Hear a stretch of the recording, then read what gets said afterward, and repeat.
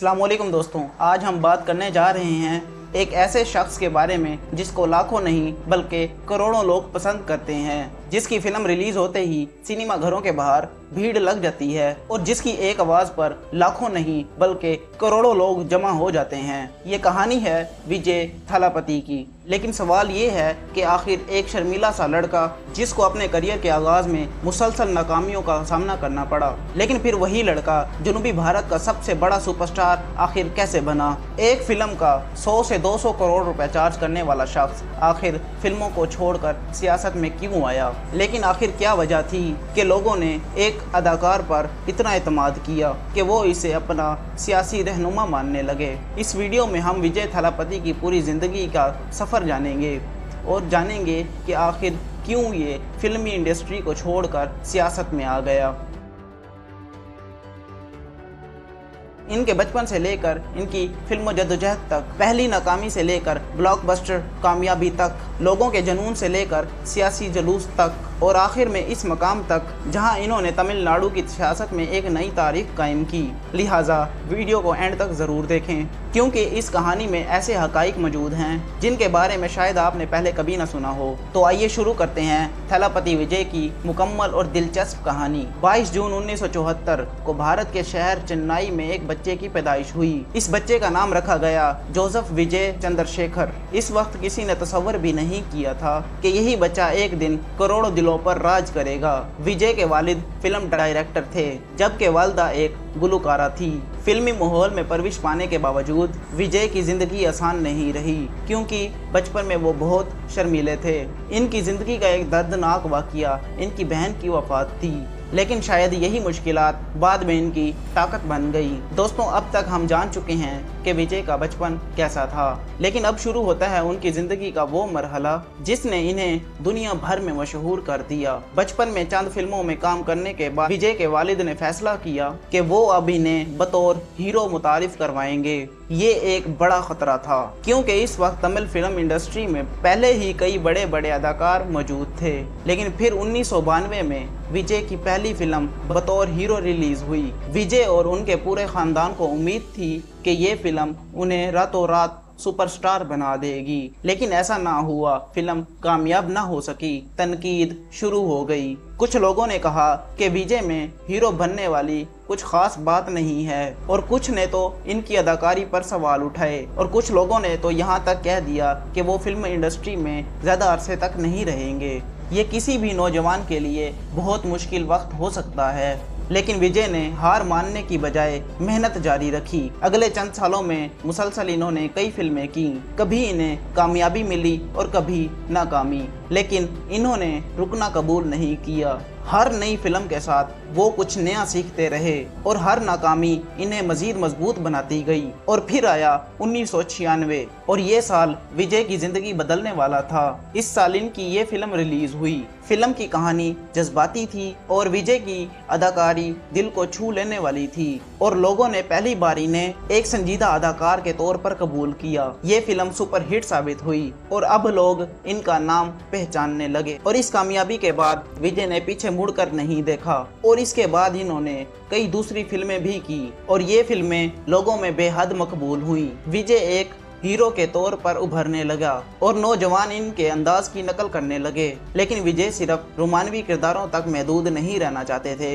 इनके जहन में कुछ बड़ा करने का ख्वाब था। वो एक ऐसा स्टार बनना चाहते थे जिसको हर उम्र का शख्स पसंद करे और यही ख्वाब बाद में इन्हें थालापति बनाने वाला था।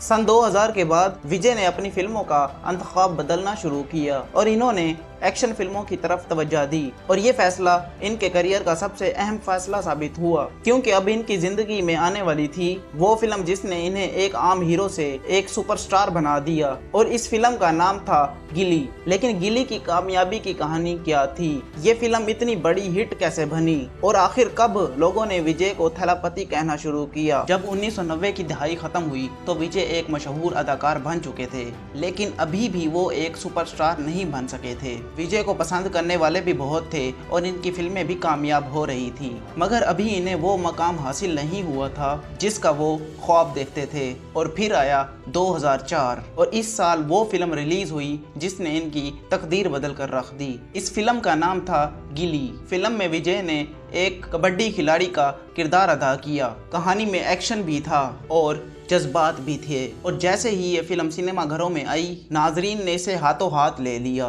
फिल्म ने बॉक्स ऑफिस पर शानदार कामयाबी हासिल की। हर तरफ सिर्फ एक ही नाम गूंज रहा था और वो था विजय। सिर्फ यही फिल्म नहीं थी, ये विजय के सुपरस्टार बनने का आगाज था और अब इनकी कामयाबी तेजी से बढ़ने लगी और हर नई फिल्म एक त्यौहार की तरह मनाई जाती थी।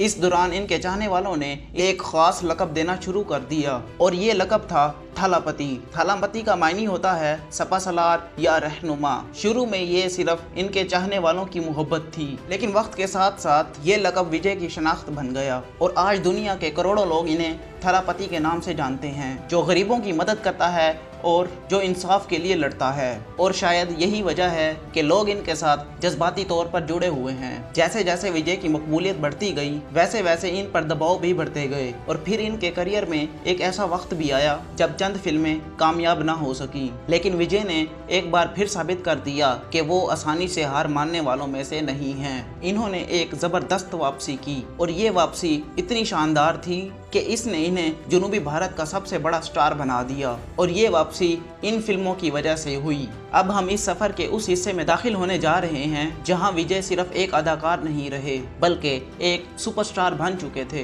2012 में इनकी एक नई फिल्म रिलीज हुई। इस फिल्म में वो फौजी अफसर के किरदार में नजर आए। कहानी एक ऐसे सिपाही की थी जो दहशतगर्दी के खिलाफ खतरनाक मिशन करता है। ये फिल्म एक सिर्फ एक्शन फिल्म नहीं थी बल्कि एक मजबूत पैगाम भी था। फिल्म ने जबरदस्त कामयाबी की और विजय को एक नए लेवल पर पहुंचा दिया और अब वो सिर्फ तमिल सिनेमा तक महदूद नहीं रहना चाहते थे। और 2014 में इनकी ये फिल्म रिलीज हुई और ये फिल्म किसानों के मसाइल पर थी।